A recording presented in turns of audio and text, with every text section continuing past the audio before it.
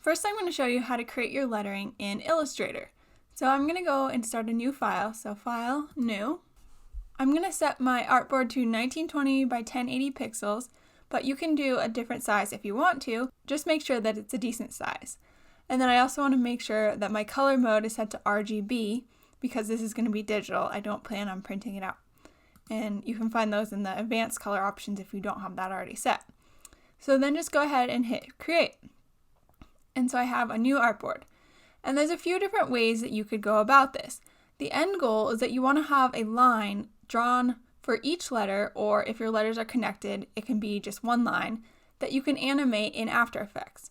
So basically we want just a line of our letters that doesn't have any fill. It's just a line with a single thickness.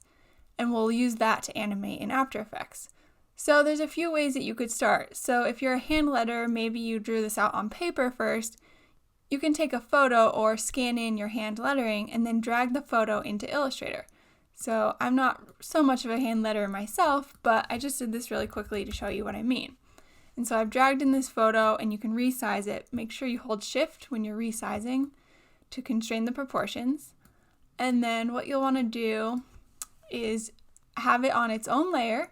If you don't see the layers panel or any of these panels that I use over here, you can find any of them under Window and you'll see them here. So I have this layer with my photo. I'm just going to hit the lock icon right here next to the eyeball, and that'll make sure that I can't move my lettering photo accidentally. Then I'm going to click this Create New Layer button at the bottom of my Layers panel to make a new layer, and then I can start tracing with this new layer. So one tip when you're taking a photo of your lettering is that it really helps to have some kind of grid like these dots here so that you can make sure that you're holding your camera or your phone up to your lettering, not at a weird angle. Alright, so if you don't have a photograph, that's totally fine. I'll just delete this. I'm not actually going to use this photo because it's not that great.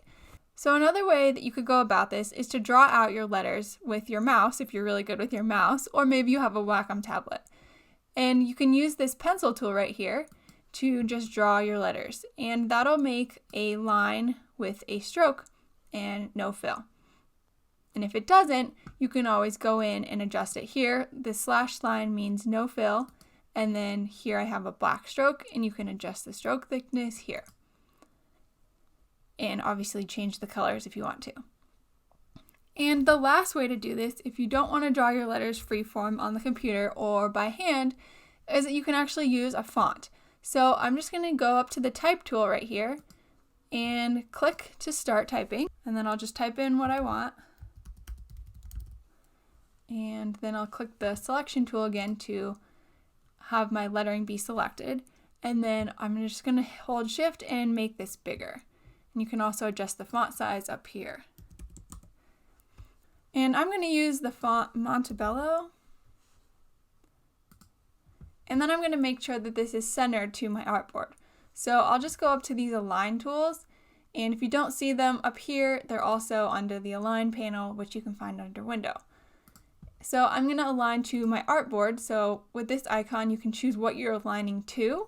So it's on Align to Artboard, and then I'll just center horizontally and vertically. And then I'm going to lock down this layer and start a new layer. So I'll hit the lock button next to this layer, hit the new layer icon down at the bottom, and now I have a new layer where I can start tracing out these letters to create a stroke that I can animate.